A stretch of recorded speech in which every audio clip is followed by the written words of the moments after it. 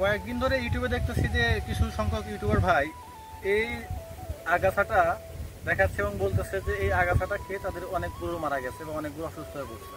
মূলত এই গাছটাকে আমি দেখি ছোট থেকে, আমি আমাদের বাসায় গরু আছে, তো আমি ছোট থেকে দেখি যে এই গাছটা নিয়মিত আমাদের গরুকে খাওয়ানো হয় ঘাসের সাথে কাটা কাটা নিয়ে।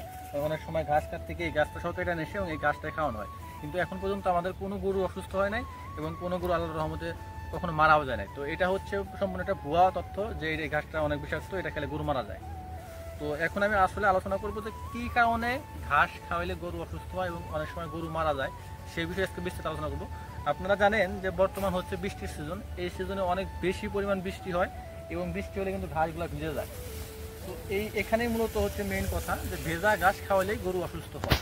আর এই কারণগুলো কি, ভেজা ঘাস আসলে কী কী থাকে, তো সেই বিষয়ে আজকে আমি একদম আপনাদেরকে অথেন্টিকভাবে ইন্টারনেট থেকে সার্চ করে আপনাদেরকে জানাবো যে আসলে ভেজা ঘাস খাওয়ালে গরু কীভাবে অসুস্থ হয়। যখন ভেজা ঘাস সরাসরি গরুকে খাইবেন, এটা কিন্তু আপনার একদম সরাসরি কিন্তু বিষাক্ত না, এটা কিছু কিছু প্রসেসের মাধ্যমে গরুর জন্য বিষাক্ত হয় এবং ক্ষতিকর হয়। সেটা হচ্ছে অনেক সময় ভেজা ঘাসে খুব তাড়াতাড়ি ছত্রাক এবং ফাঙ্গাস খুব তাড়াতাড়ি জন্ম নেয়, আর এই ছত্রাক এবং ফাঙ্গাসটা হচ্ছে গরুর জন্য ক্ষতি করে, এটা হচ্ছে গরুর হজমের সমস্যা করে, এমন সময় আমার একটা পর্যায়ে হতে পারে যে গরু মারাও দিতে পারে। দ্বিতীয়ত হচ্ছে ফার্মেন্টেশন বা গ্যাস তৈরি হওয়া।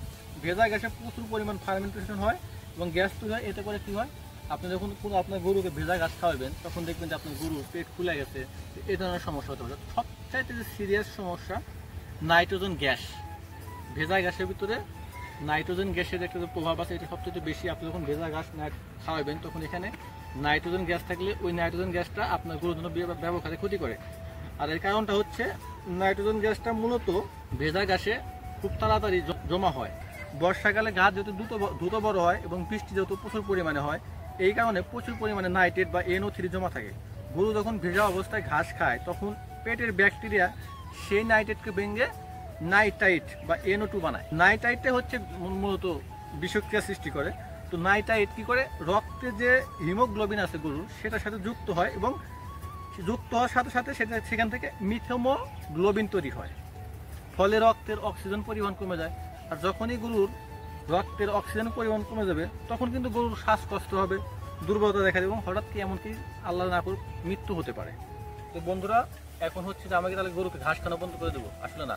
যখন প্রচুর পরিমাণ বৃষ্টি হবে আমাদের উচিত তখন গরুকে ঘাস কম দেওয়া। আর আমাদের গরুকে ঘাসও দিই, তাহলে ঘাসটাকে প্রথমে কেটে এনে একটু রোদে শুকায় তারপরে খাইতে দেওয়া।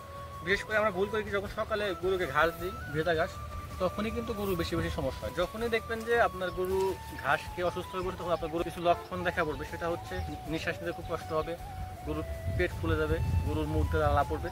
তো আমরা অবশ্যই চেষ্টা করব তাড়াতাড়ি একজন গরুর ডাক্তারকে দেখানো এবং ঠিক মতো চিকিৎসা দেবো ইনশাআল্লাহ।